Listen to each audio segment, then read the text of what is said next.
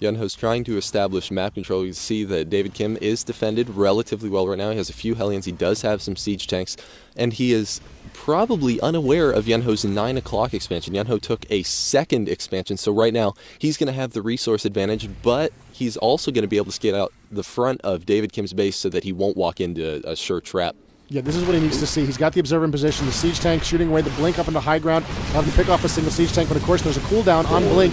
He needs to get away. The Thors are closing in for the kill. He needs to buy himself, and there's the blink. He got the blink off in time, and he got away with the rest of his forces. Still, a little bit of a beating he took there for not a lot of gain. And here we see is another response from Yunho moving onto the board. This is a warp prism. This is a unit that you can use to transport units, but you can also use it to create a power field. And this is incredibly important for the Protoss because he can use this power field to warp in forces anywhere he wishes. Now, David Kim mysteriously has managed to main control that one watchtower, so he may have seen that warp prism fly by.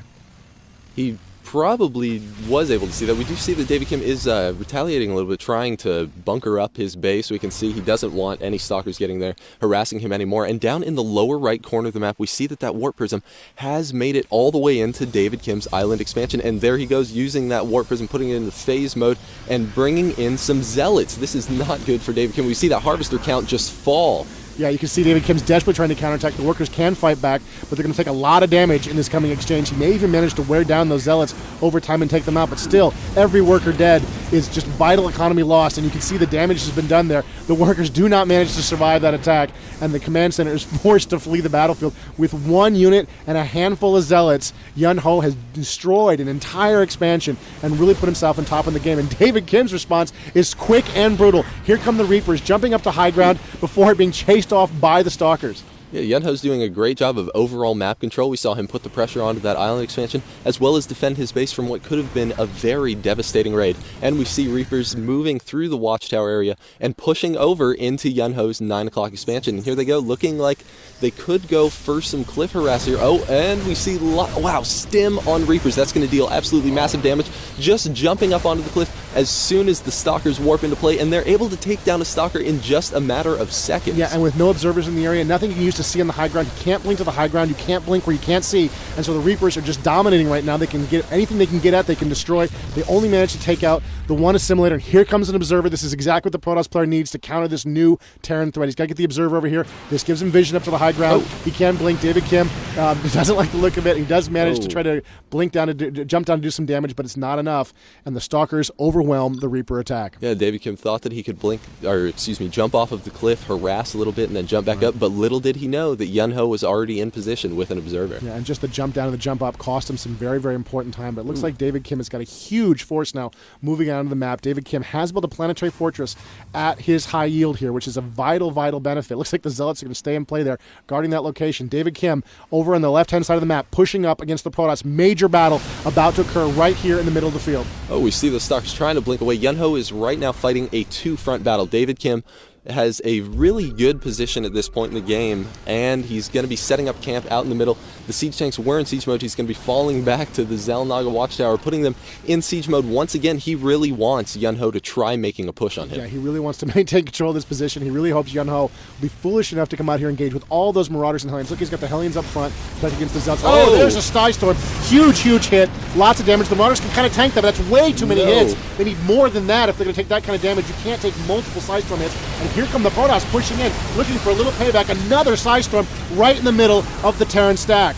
Not looking too good for David Kim. Some great placement on those Sky Storms from Yunho. He really used his tech advantage to overwhelm David Kim's army. He has the perfect counter to any sort of low-tier army. That Sky Storm really, really turned the tide of battle, and he had enough High Templar that he was able to just storm after storm after storm. And there's the Protoss charge. This is looking really, really great for the Protoss right now. They've got a huge advantage. They've got a massive amount of board control. They've got a much larger army, and they're moving onto the board. The Terrans, of course, got to have some kind of response here, and it looks like the Protoss are moving down to engage this planetary fortress. You can see they're trying to tear it out. The Terrans, meanwhile, are repairing it rapidly, even as they're side-storming the SCVs. Meanwhile, the Terran force moves up right behind this force. More side storms as the Terran and Protoss battle it out over this planetary fortress.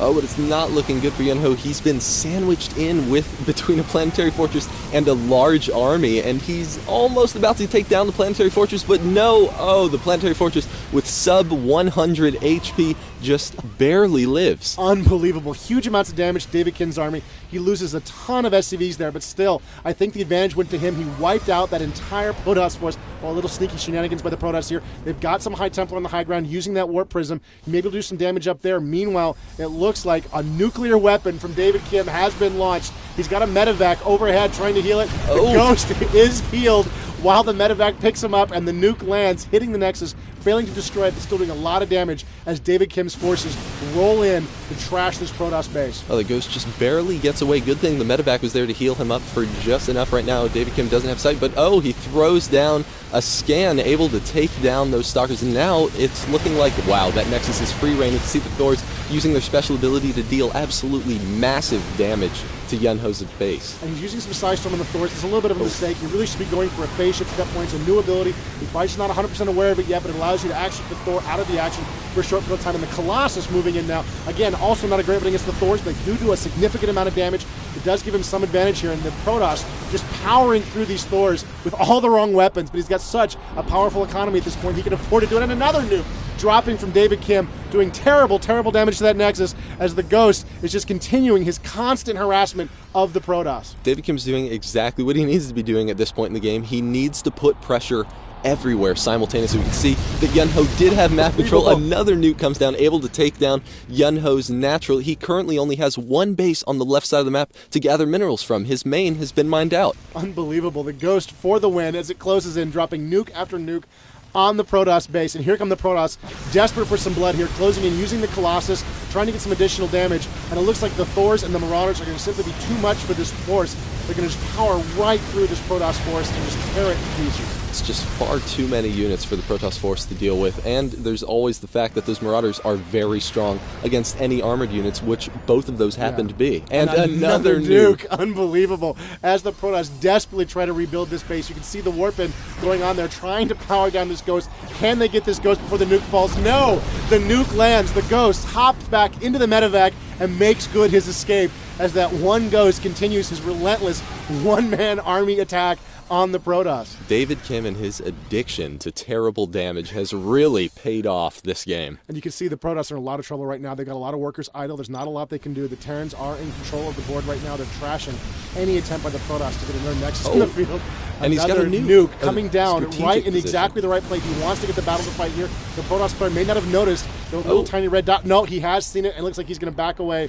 A nuke wasted, but still, it's bought the Terran player a little bit of time to try to get in position. He uses Stim on his Marauders, and he's closing in for the kill. This is not the right unit mix for the Protoss right now. The Colossus can do okay against those Marauders, but still, the Marauders do a lot of damage against the Stalkers, and the Thor is very effective as well. If there had just been a few Zealots in there to distract those Marauders and the Thor for just a few seconds longer, the tide of battle really could have changed. But right now, Yunho is having a lot of trouble keeping up anywhere on the map. He has been hit repeatedly, again and again, and right now he's even been forced to remote mine from his natural expansion. He's really just trying to hold out at this point for as long as he can to see what he can do to keep back in this game. There are some tech choices that might get him back in the game. He might be able to get some Dark Templars out to really get him back in the game, but he's in a little bit of trouble right now. And there's the GG. He decided he's not going to get to that tech advantage. He knows David Kim has outplayed him, and it looks like another win, unbelievably, for David Kim. A fantastic match between these two players. I love nukes. Yeah, absolutely. What a great game. Thank you for joining us for this StaraCraft II Battle Report.